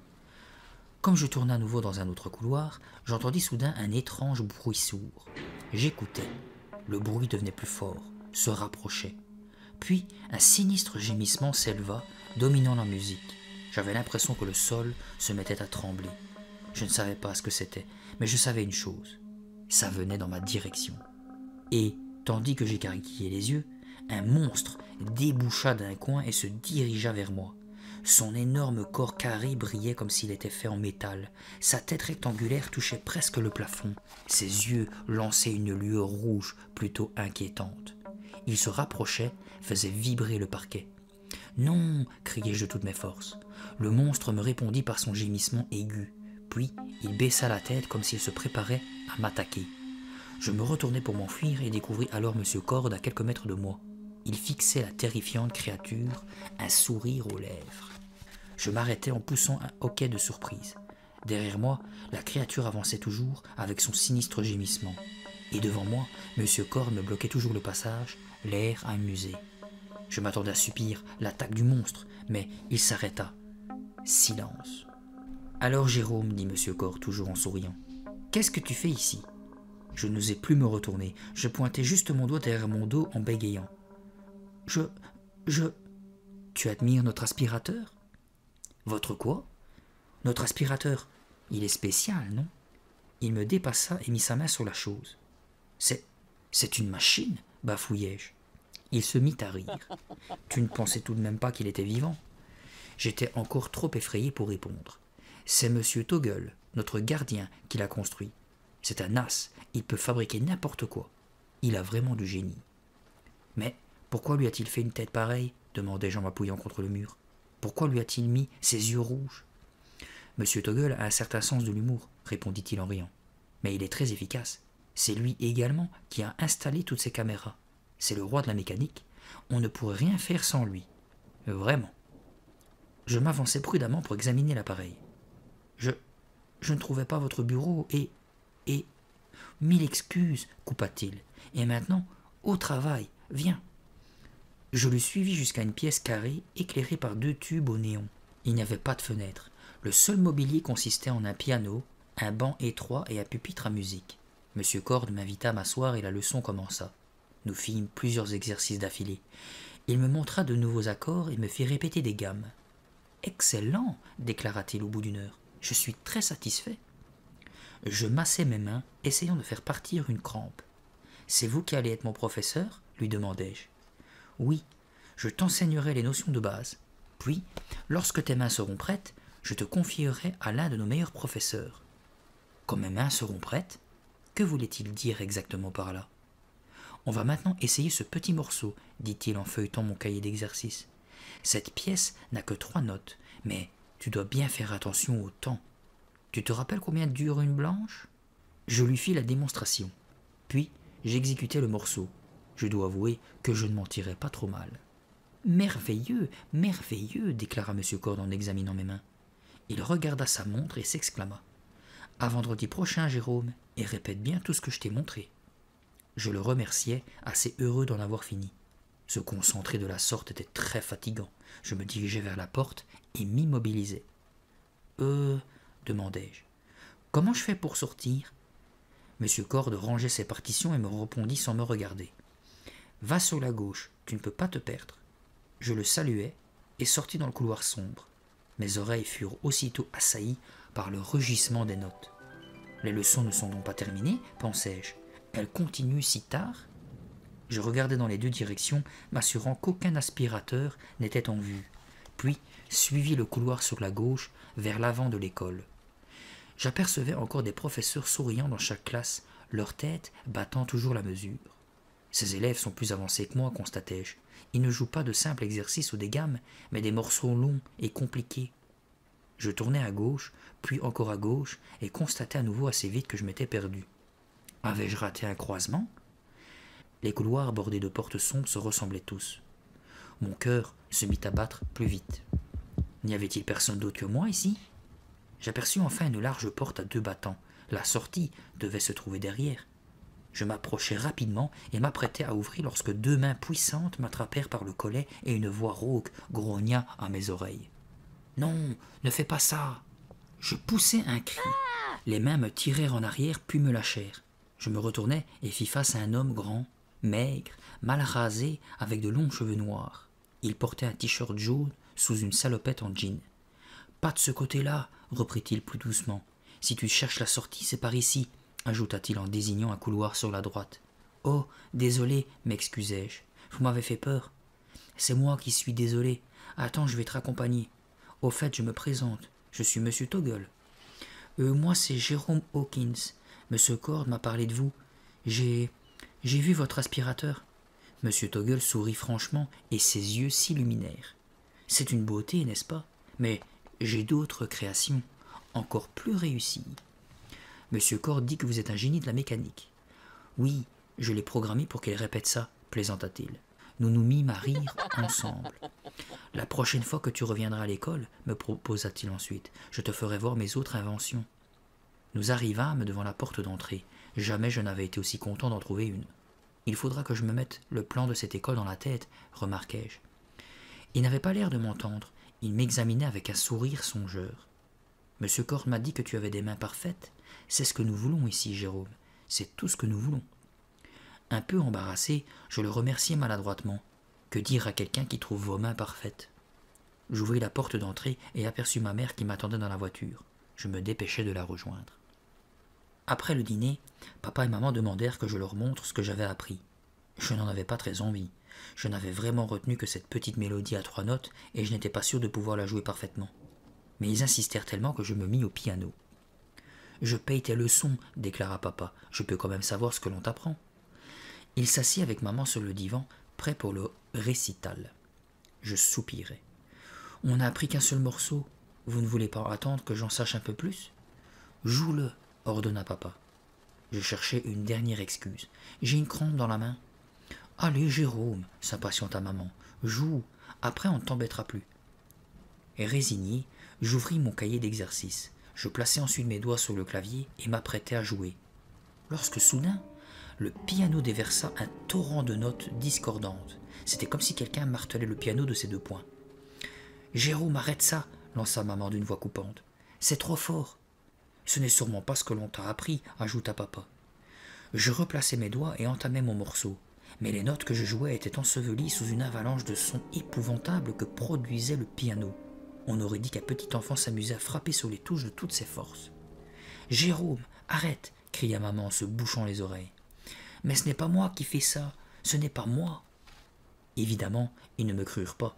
Bien au contraire, ils se mirent en colère et m'accusèrent de ne jamais rien prendre au sérieux. Puis, ils m'envoyèrent me coucher. J'étais soulagé de quitter le séjour et ce maudit piano. Je savais bien qui était responsable de cet horrible raffut. Le fantôme. Pourquoi? Que cherchait-il à prouver? Que me voulait-il? Je n'arrivais toujours pas à répondre à toutes ces questions. Pas encore. Le vendredi suivant, M. Toggle tint sa promesse. Il m'attendait à la porte de l'école et m'emmena à son atelier, après avoir traversé une multitude de couloirs. La pièce était immense, remplie d'un tas de machines et d'appareils électroniques. Une énorme créature métallique à 2 têtes, au moins 3 fois plus grosse que l'aspirateur qui m'avait effrayé la semaine précédente, était plantée au centre. Elle était entourée d'un bric-à-brac incroyable. Magnétophone, moteur électrique, équipement vidéo, boîte à outils, roues de bicyclette, cadre de piano sans clavier, cage d'animaux, carcasse de vieilles voitures. Un mur entier était recouvert par une espèce de tableau de commande. Il comportait plus d'une 12aine d'écrans télé, montrant chacun une classe différente. Tout autour pullulaient une centaine de manettes, de boutons clignotants, de micros et de haut-parleurs. Un comptoir sur lequel reposait une dizaine d'ordinateurs allumés complétait le tableau. « Oh là là !» m'écriai-je, très impressionné. « C'est dingue !» M. Toggle sourit et expliqua. « Oui, j'ai toujours de quoi m'occuper. Tiens, regarde quelques-uns de mes instruments de musique. » Il se dirigea vers une rangée de grandes armoires métalliques et tira de l'une d'elles quelques objets. Puis, il revint vers moi. « Tu sais ce que c'est, ça ?» me demanda-t-il en me montrant un instrument en cuivre auquel était attaché une sorte de réservoir. « Un saxophone ?»« Oui, mais un saxophone très spécial. Tu vois, il est relié à ce réservoir d'air comprimé, ce qui fait que tu n'as pas besoin de souffler dedans. Ainsi, tu peux te concentrer entièrement sur ton doigté. »« Super !» m'exclamai-je. « Tiens, essaye ça maintenant, me proposa-t-il ensuite en posant un casque en cuir noir sur ma tête. Celui-ci était relié à un petit clavier par une dizaine de fils. « Qu'est-ce que c'est ?» demandai-je en le réajustant sur mes oreilles. « Ferme les yeux. » J'obéis. Aussitôt, le clavier se mit à jouer un accord. Je bougeai mes yeux de gauche à droite et le clavier se mit à jouer un autre accord. Je clignai d'un œil et il émit une simple note. « Il est complètement contrôlé par le mouvement des yeux, » commenta M. Toggle, très fier de lui. « Pas besoin des mains. »« Oh là là !» répétai-je. Je ne savais pas quoi dire d'autre. Ce truc était vraiment impressionnant. M. Toggle jeta un coup d'œil à sa montre et s'exclama. « Tu vas être en retard à ton cours, Jérôme. Tu n'auras qu'à dire à M. Cord que c'est ma faute, d'accord ?»« D'accord, répondis-je, et merci de m'avoir tout montré. » Il se mit à rire. « Mais je ne t'ai pas tout montré. Il y en a beaucoup d'autres. Tu les verras plus tard. » Je le remerciai de nouveau et fonçai vers la porte. Il était presque 4h15, il fallait que je me dépêche. Mais en passant devant une rangée de meubles métalliques cadenassés, je stoppai net. Une voix faible appelait. « Au secours !» Je m'approchai du meuble et tendis l'oreille. Pas de doute, cela venait bien de l'intérieur, et je sentis mes cheveux se hérisser lorsque la même petite voix répéta. « Au secours, aidez-moi !» Monsieur Toggle, qu'est-ce que c'est ? Il était en train de tripoter les fils du casque en cuir. « Qu'est-ce que c'est quoi ?» demanda-t-il en levant à peine la tête. Ce cri, répondis-je en désignant le meuble du doigt. J'ai entendu une voix. Il fronça les sourcils. Équipement endommagé, grogna-t-il en reprenant son examen. Hein? De l'équipement endommagé? Je n'étais pas sûr d'avoir bien compris. Exact, de l'équipement endommagé, répéta-t-il impatient. Et maintenant, file, on t'attend. De nouveau, j'entendis. Je vous en prie, aidez-moi. J'hésitais. Monsieur Toggle me dévisageait, l'air excédé. Je n'avais pas le choix. Je quittai la pièce, la plainte résonnant encore à mes oreilles. Le lendemain après-midi, j'allais dégager l'allée de la maison, une pelle à la main. Il avait neigé toute la nuit. J'étais heureux de faire un peu d'exercice. Lorsque j'arrivai au bout du chemin, j'aperçus Kim Lee-Chin qui descendait de voiture, son étui de violon à la main. Je supposais qu'elle revenait de son cours de musique. Je l'avais croisée plusieurs fois à l'école, mais je ne lui avais pas réellement parlé depuis le jour où elle s'était enfuie. « Hé !» l'appelai-je en agitant ma pelle. « Salut !» Elle tendit son étui à sa mère et se dirigea vers moi. « Comment ça va ?» me demanda-t-elle. « Super neige, hein ?»« Oui. Tu veux en pelleter un peu ?»« Non, merci, » répondit-elle en riant. « Tu reviens de ton cours de violon ?»« Oui, je travaille sur un morceau de Mozart, drôlement difficile. »« Tu es plus en avance que moi. Je suis encore à faire des gammes. » Son sourire s'évanouit. Ses yeux devinrent pensifs. Nous parlâmes un peu de l'école, puis je lui proposai de venir prendre un chocolat chaud à la maison. « Et ton allée à dégager ?» demanda-t-elle en montrant ma pelle. « Papa serait drôlement déçu si je faisais bien mon travail, » dis-je en blaguant. Maman nous remplit 2 tasses de chocolat brûlant. Comme de bien entendu, je m'ébouillantais la langue à la première gorgée. Nous nous étions installés dans le salon. Kim Lee s'était assise sur la banquette du piano. Elle effleurait le clavier, puis appuya sur quelques touches. « Joli son, » remarqua-t-elle très sérieusement. « Bien meilleur que celui de ma mère. »« Pourquoi t'es-tu enfui l'autre jour ?» demandai-je abruptement. Ça n'avait pas arrêté de me trotter dans la tête. Je devais connaître la réponse. Elle baissa les yeux sur ses mains et fit comme si elle n'avait pas entendu ma question. Obstinée, je le lui reposai. « Pourquoi t'es-tu enfui comme ça ?»« Je ne me suis pas enfui, » répondit-elle en évitant mon regard. « J'étais en retard, c'est tout. » Je posai ma tasse sur la table basse. « Je te disais que j'allais prendre des cours chez le professeur Cord, tu te rappelles? Tu m'as alors regardé d'une drôle de façon et tu t'es sauvé. » Kim soupira. Elle serrait fort sa tasse entre ses 2 mains. « Jérôme, je préfère ne pas en parler, » murmura-t-elle. « C'est trop effrayant. »« Effrayant? Tu ne connais pas les histoires affreuses que l'on raconte sur cette école. » Je me mis à rire sans trop savoir pourquoi. Peut-être à cause de l'expression trop sérieuse de Kim. « Des histoires? Quel genre d'histoires? Je viens juste d'emménager, comment veux-tu que je les connaisse? Allez, raconte. » « Eh bien, il paraît qu'il y a des monstres là-bas, de vrais monstres qui vivent dans le sous-sol. »« Des monstres ?» m'exclamai-je riant de plus belle. Kim fronça les sourcils. « Je ne vois pas ce qu'il y a de drôle. Mais je les ai vus, tes monstres, lui dis-je en secouant la tête. « Tu as quoi ?»« J'ai vu ces monstres, répétai-je. Ce ne sont que des aspirateurs bricolés. » Elle manqua de renverser son chocolat sur son sweatshirt. « Des aspirateurs ? Oui, c'est Monsieur Toggle qui les construit. Il travaille à l'école, c'est un mécanicien de génie. Il peut fabriquer n'importe quoi. » Mais je la coupais. J'en ai croisé un le premier jour d'école. Moi aussi, j'ai cru d'abord que c'était un monstre. Il faisait un de ces bruits en fonçant sur moi, mais ce n'était qu'un super aspirateur bricolé. Kim hocha la tête, l'air pensive. Eh bien, je me doutais que ces histoires n'étaient pas tout à fait vraies, mais... Bah, je suppose qu'elles doivent toutes avoir une explication simple comme celle-là. Toutes? Pourquoi? Il y en a d'autres? Elle hésita un moment. C'est-à-dire, on raconte aussi que certains élèves ne sont jamais revenus de leur cours, qu'ils ont tout bonnement disparu. C'est impossible, m'écriai-je en haussant les épaules. Soudain, je me rappelai la petite voix qui appelait à l'aide dans l'atelier de M. Toggle. J'essayais de chasser ce souvenir embarrassant. Encore une invention de ce type, ce ne peut être que ça. Il n'avait l'air ni nerveux ni coupable lorsqu'il m'a parlé d'équipement endommagé. Kim retourna s'asseoir devant le piano. « C'est curieux comment naissent les histoires effrayantes, » déclara-t-elle, toujours pensive. « Tu serais moins étonné si tu avais vu l'école. Elle est vieille, sinistre. On jurerait une maison hantée. Ça ne m'étonne pas qu'on imagine des trucs bizarres. Oui, probablement. En tout cas, si l'école n'est pas hantée, le piano, lui, l'est, lâchai-je alors dans un souffle. Je ne sais pas ce qui m'a pris de lui faire cette révélation. Je n'avais plus parlé à personne du fantôme. Qui pouvait me croire? Kim sursauta et me dévisagea.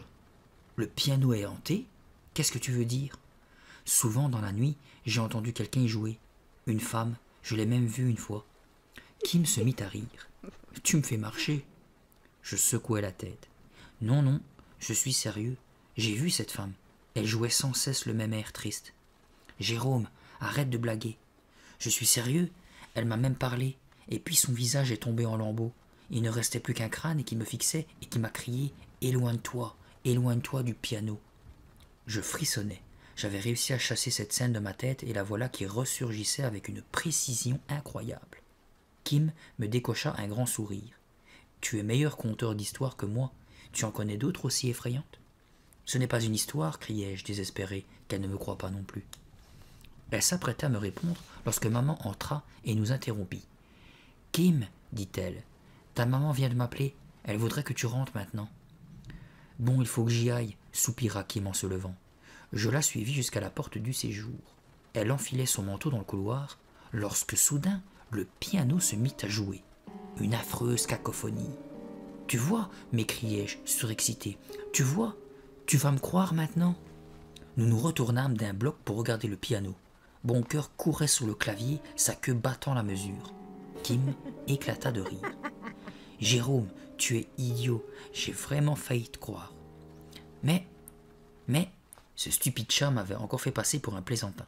« On se reverra à l'école, me lança Kim. J'adore tes histoires de fantômes. »« D'accord, merci, marmonnai-je. » Puis, j'allais chasser rageusement Boncoeur du salon. Cette nuit-là, tard, j'entendis de nouveau le piano jouer. Je me dressai dans mon lit. Les ombres sur les murs semblaient bouger au rythme de la musique. Cette fois-ci, j'étais sûr que ce n'était pas Boncoeur qui se promenait sur le clavier, c'était le fantôme qui jouait. Je me levai, mais hésitai à sortir de ma chambre. Devais-je descendre? Le fantôme allait-il encore disparaître, ou me faudrait-il l'affronter? Je n'avais aucune envie de revoir ce crâne grimaçant, mais je ne pouvais pas non plus rester là. Je ne pouvais pas faire comme s'il n'existait pas. Je devais tirer les choses au clair. Peut-être que maman et papa l'entendront cette fois, pensai-je. Ils finiront bien par me croire. Tandis que je descendais l'escalier, je revoyais Kim en train de rire de mon histoire. Elle croyait que je faisais l'intéressant. Dommage qu'elle ne soit pas là. Je traversai le salon, puis la salle à manger. La musique flottait dans les airs, très très douce et mélancolique. Une vraie musique de fantôme. J'hésitais un instant devant la porte du séjour. Le spectre allait-il disparaître en me voyant, ou m'attendait-il? Je pris une grande inspiration et entrai. Sa tête était penchée en avant et ses cheveux cachaient son visage. Je ne pouvais pas voir ses yeux. La musique semblait s'enrouler autour de moi et m'attirait, me poussait à avancer malgré ma peur. Un pas, puis encore un autre pas. Je réalisai tout à coup que j'avais bloqué ma respiration. Mon souffle s'échappa en un long soupir bruyant. L'apparition s'arrêta de jouer, comme si elle m'avait entendu. Elle leva la tête et ses yeux pâles me fixèrent à travers ses cheveux gris. Je ne bougeais plus, je ne faisais plus un bruit. « Les histoires sont vraies ?» chuchota-t-elle d'une voix qui semblait venir de très loin. Je n'étais pas certain d'avoir bien compris. Je tentai de dire quelque chose, mais ma voix s'étrangla dans ma gorge. « Les histoires sont vraies ?» répéta-t-elle. Sa voix n'était rien d'autre qu'un courant d'air. Mais quelles histoires parvins-je finalement à prononcer? « Les histoires de l'école » répondit-elle. Elle commença à se tourner vers moi en gémissant. « Elles sont toutes vraies, toutes vraies !» Horrifié, je ne pouvais détacher mon regard de ses bras qu'elle tendait en avant. Ils se terminaient par des moignons. Elle n'avait pas de main. Tout ce dont je me souvins ensuite, c'est que je me retrouvais dans les bras de ma mère. « Calme-toi, Jérôme, calme-toi, tout va bien, ne cessait-elle de répéter. « Hein, maman ?» Je tentais de reprendre mon souffle, ma poitrine se soulevait et se creusait brutalement. J'avais les jambes en coton. « Maman, où? Comment ?» À quelques pas, mon père, les bras croisés sur sa robe de chambre, me regardait d'un air soucieux. « Bon sang, Jérôme, tu hurlais assez fort pour réveiller toute la ville. » Je le dévisageais, abasourdi. Je n'avais pas réalisé que j'avais crié. « C'est bon maintenant, » reprit maman doucement. « Tu te sens mieux, n'est-ce pas ?»« Je me sens mieux ?» Je revoyais encore le fantôme se tourner vers moi. Je le revoyais encore me tendre ses bras. Je revoyais encore ses affreux moignons. Toutes ces images tournaient dans ma tête comme un manège infernal, et je l'entendais encore chuchoter. Toutes ces histoires sont vraies. Pourquoi n'avait-elle plus de mains? Pourquoi? Et comment pouvait-elle jouer du piano ainsi? Pourquoi hantait-elle le piano? Pourquoi chercherait-elle à me terroriser? Les questions se bousculaient dans ma tête. J'avais envie de hurler. Ta mère et moi dormions à point fermé lorsque tu nous as réveillés. Tu nous as fait peur. Je n'ai jamais entendu de cri pareil. Je ne me rappelais rien. J'étais trop terrifié. Je suppose que mon esprit avait complètement disjoncté. Je vais te faire du chocolat chaud, me dit ma mère en me relâchant doucement. Essaye de ne plus trembler. J'essaye. J'entendis papa lui murmurer à l'oreille. Je parie que c'est encore un cauchemar. Il devait être costaud, celui-là. Ce n'était pas un cauchemar, protestai-je avec véhémence. Ah, excuse-moi, fit papa qui ne voulait pas que je recommence à m'énerver. Trop tard. Avant que je ne m'en rende compte, je recommençai à crier. Je ne veux plus jouer de ce piano. Sortez-le, sortez-le d'ici. Jérôme, s'il te plaît, reprit maman, le visage crispé par l'inquiétude. Mais je ne pouvais pas me taire. Je ne veux plus jamais jouer. Je ne veux plus prendre de cours. Je ne veux plus jamais aller dans cette école. Je ne veux plus. D'accord, d'accord, s'écria papa. Personne ne t'y oblige. Hein? Je dévisageais mes parents pour voir s'ils étaient sérieux. Si tu ne veux plus prendre de cours, nous ne te forcerons pas, continua maman d'une voix douce. De toute façon, nous ne t'avons inscrit que pour 1 heure de plus. Oui, approuva papa. Lorsque tu y retourneras vendredi, tu n'auras qu'à dire à monsieur Corte que c'est ta dernière leçon. Mais je ne veux pas. Maman me posa un doigt sur la bouche. Tu ne peux pas abandonner tes leçons sans au moins prévenir ton professeur. Tu n'auras qu'à le lui dire, appuya papa. Tu n'as pas à continuer, si tu n'en as plus envie. Vraiment. Maman me souleva le menton pour plonger son regard dans mes yeux. Tu te sens mieux maintenant? Je regardais le piano, désormais muet. Oui, je crois que ça va, murmurai-je, incertain.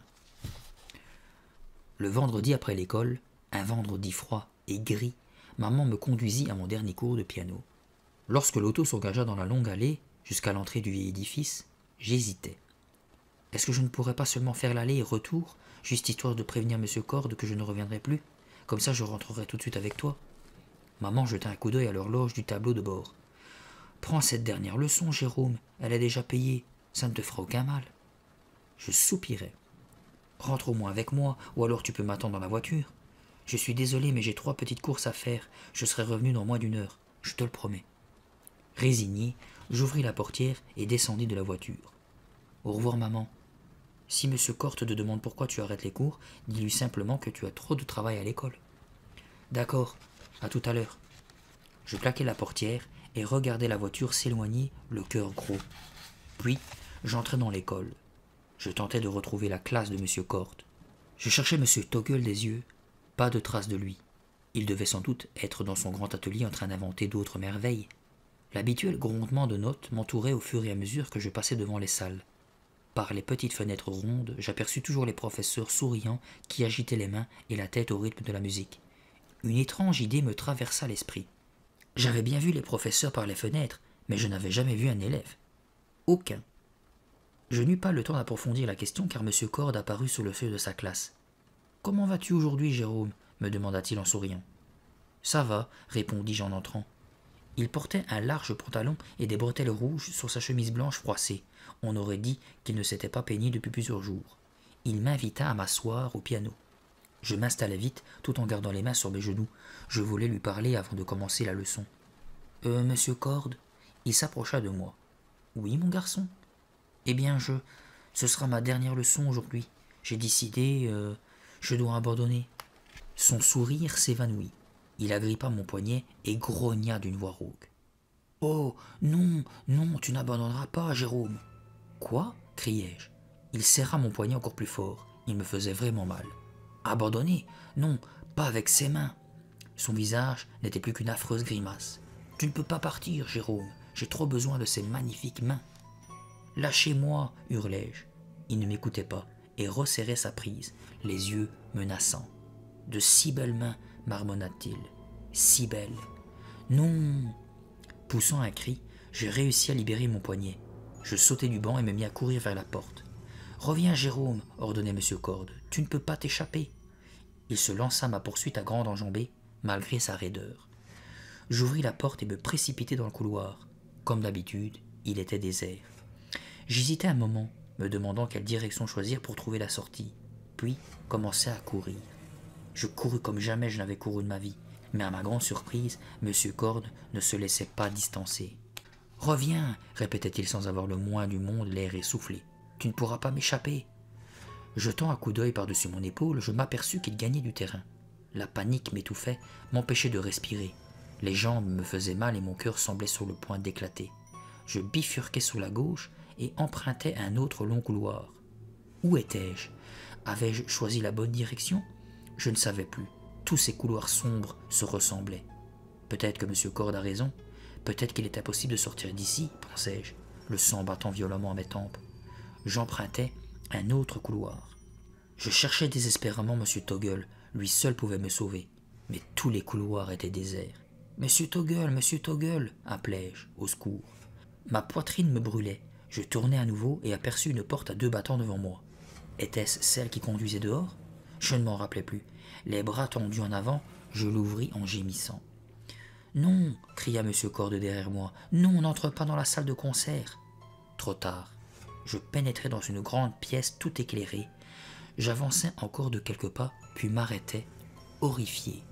La musique des pianos était assourdissante, pareille à un tonnerre sans fin, car il y avait là des rangées entières de pianos.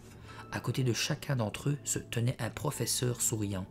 Tous se ressemblaient, et comme d'habitude, ils suivaient le rythme de la musique avec leur tête. Une musique jouée par... La musique était jouée par... Haletant, je détaillais ces interminables rangées. La musique était jouée par des mains humaines qui flottaient au-dessus des claviers. Et il n'y avait personne au bout, juste des mains. Je restais tétanisé par cette terrible vision, 2 mains flottant au-dessus de chaque clavier. À côté, les professeurs, tous chauves, souriaient imperturbablement. Ils dodelinaient de la tête comme si de rien n'était. Des mains, juste des mains. Tandis que j'essayais de trouver un sens à cette incroyable scène, M. Cord entra en trombe derrière moi. Il tenta de m'attraper, mais je réussis à m'écarter de ses mains tendues. Il s'étala alors en poussant un grognement féroce. Son visage était rouge de colère. Je me détournai en vitesse et me précipitai vers la porte. Mais M. Cord était plus vif que je ne l'aurais cru. En un clin d'œil, il se remit sur ses pieds et bloqua la sortie. Je voulus faire demi-tour. Trop rapidement, je glissai et perdis l'équilibre. Lorsque je voulus me relever, il était trop tard. M. Cord m'avait rejoint. Un sourire de triomphe illuminait son visage. « Non !» criai-je en tentant de me remettre debout. Mais il se pencha sur moi et me saisit par la cheville. « Tu ne peux plus m'échapper, » dit-il calmement. Il n'était même pas essoufflé. « Laissez-moi partir, laissez-moi partir !» Je faisais mon possible pour me dégager, mais il était incroyablement fort. « À l'aide, au secours !» hurlai-je à plein poumon. « J'ai besoin de tes mains !» répéta Cord pour la énième fois. « De si belles mains !» La porte s'ouvrit brusquement. M. Toggle entra en courant, l'air confus. Ses yeux firent rapidement le tour de la salle. « Monsieur Toggle !» criai-je soulagé. « Au secours, il est fou! Aidez-moi !» Il me dévisagea quelques instants avant de répondre. « Ne t'inquiète pas, Jérôme, attends. Tu ne pourras pas m'échapper, menaçait M. Cord en me clouant au sol. Tout en me débattant pour me libérer, je vis M. Toggle se précipiter vers le mur du fond. Il ouvrit une porte en métal qui cachait tout un panneau de commande. « Ne t'inquiète pas, répéta-t-il. » Il abaissa une manette et aussitôt M. Cord s'immobilisa. Sa main me relâcha immédiatement, puis il s'affaissa sur le sol, les yeux fermés et la tête inclinée. Il ne bougeait plus. « C'est un robot !» compris-je en un éclair. M. Toggle me rejoignit en courant. « Ça va, Jérôme ?» Je m'aperçus alors que je tremblais de la tête aux pieds. La pièce semblait tourner autour de moi. La musique étourdissante me torturait. Je me bouchais les oreilles pour ne plus entendre ce bruit infernal. « Faites-les taire !» criai-je. M. Toggle retourna au tableau de commande et appuya sur un bouton cette fois. Instantanément, la musique cessa. Les mains s'immobilisèrent au-dessus de leur clavier et les professeurs se figèrent. « Des robots !» murmurai-je estomaqué. « Rien que des robots !» M. Toggle revint vers moi et me redemanda comment j'allais.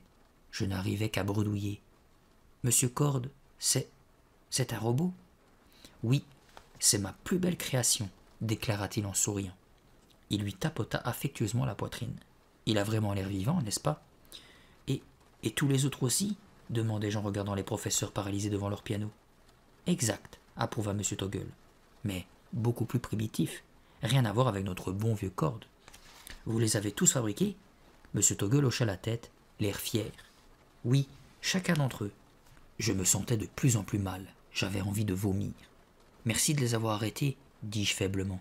Je suppose que M. Cord s'était traqué ou quelque chose comme ça. Je dois y aller maintenant. Je me dirigeai vers la porte, forçant mes jambes en coton à avancer. Pas tout de suite, déclara M. Toggle en posant une main sur mon épaule. Hein? J'ai dit que tu ne peux pas partir maintenant. Tu vois, j'ai besoin de tes mains. Quoi? Il pointa du doigt un piano contre le mur. Un professeur s'y tenait immobile, un sourire figé sur son visage. Mais il n'y avait pas de main flottant au-dessus du clavier. Ce sera ton piano, Jérôme, annonça tranquillement M. Toggle. Lentement, pas à pas, je reculai vers la porte. Pourquoi bégayai-je. Pourquoi avez-vous besoin de mes mains? Les mains humaines sont trop difficiles à reproduire, trop compliquées. Il y a des tas de problèmes, expliqua M. Toggle en s'avançant vers moi. Mais, commençai-je en reculant d'un autre pas. En revanche, continua M. Toggle, je peux faire jouer des mains, de façon merveilleuse. J'ai créé des programmes informatiques pour les faire jouer mieux qu'aucun humain ne pourra jamais le faire. Mais je n'arrive pas à les fabriquer. Les élèves doivent me les fournir. Mais pourquoi? Pourquoi faites-vous ça? Pour l'amour de la belle musique, naturellement, répliqua M. Toggle en s'approchant encore plus. J'adore la musique, Jérôme, et la musique est si pure, si parfaite, lorsqu'elle n'est pas gâchée par des fautes humaines. Il avança encore d'un pas, puis d'un autre. Tu comprends, n'est-ce pas? Ses yeux devenaient fiévreux, comme s'il était possédé. Non, criai-je, je ne comprends pas, vous n'aurez pas mes mains. Je reculai le plus doucement possible. Si je peux atteindre cette porte, j'ai encore une chance de m'enfuir, de quitter cette école de malheur. Rassemblant mes forces et tentant le tout pour le tout, je fis volte-face et m'élançai vers la porte. Je l'ouvris à toute volée et poussai un cri horrifié. Oh! Le fantôme de ma maison se tenait devant moi. La femme était dressée, ses pieds flottant à quelques centimètres du sol, tout en gris, mis à part ses yeux rouges comme de la braise. Sa bouche était déformée par une affreuse grimace de rage. Elle flottait devant moi, me bloquant le passage de la porte. Je suis pris au piège, me dis-je, désespéré. Coincé, il n'y a plus de fuite possible. Je t'avais averti, Gronda le fantôme, les yeux emplis de colère. je t'avais prévenu. Non, s'il vous plaît, suppliai-je en levant les bras devant mon visage pour me protéger. Laissez-moi partir. À ma grande surprise, elle flotta en direction de M. Toggle. Je réalisai soudain que c'était lui qu'elle foudroyait du regard. Ce dernier reculait, le visage crispé par la peur. La femme fantôme leva les bras et se mit à répéter. Réveillez-vous, réveillez-vous. Et pendant qu'elle agitait ses bras, je vis une sorte de tourbillon se former au-dessus des pianos. Puis le tourbillon se changea en une espèce de brouillard qui recouvrait tous les instruments. Je reculais, les yeux écarquillés, incrédule. Devant chaque piano, d'étranges silhouettes prenaient forme, des silhouettes humaines aux bras amputés. Des fantômes, réalisai-je, des fantômes de garçons, de filles, de femmes et d'hommes. Paralysé par la peur, je le regardais se dresser et réclamer leurs mains. Ils tendirent leurs bras devant elle et firent bouger les doigts. On aurait dit qu'ils les essayaient. Ensuite, les bras tendus et leurs mains flottant devant eux, les fantômes quittèrent leur piano et se dirigèrent vers M. Toggle. « Non, non !» cria celui-ci. « Partez, allez-vous-en !» Il tenta de s'enfuir, mais je lui bloquai le passage. Et les fantômes fondirent sur lui. Leurs mains le jetèrent à terre.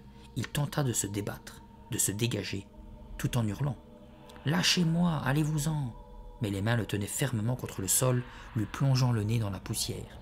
La femme fantôme se tourna vers moi. Je t'avais pourtant mis en garde.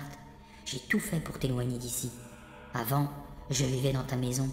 J'ai été une des victimes de cette école, et je ne voulais pas que tu le deviennes à ton tour. Je... Cours maintenant. ordonna-t-elle. Vite, éloigne-toi d'ici. Mais je restais pétrifié, trop secoué par ce que je voyais pour bouger. Les mains avaient soulevé M. Toggle. Il criait et se débattait comme un beau diable, mais il lui était impossible d'échapper à leur emprise. Les fantômes l'emportèrent hors de la salle, puis dehors. Je les suivis jusqu'à la porte d'entrée.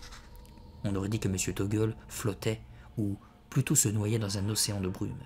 Je vis disparaître l'étrange cortège loin dans le bois qui entourait l'école. Je savais qu'on ne le reverrait jamais. Je me retournai pour remercier la femme fantôme, mais elle était partie, elle aussi. J'étais seul, maintenant. Le couloir derrière moi était plongé dans un profond silence, un silence fantomatique. Quelques semaines plus tard, ma vie est redevenue normale. Papa a mis une annonce dans le journal et a vendu le piano à une famille qui habitait loin d'ici.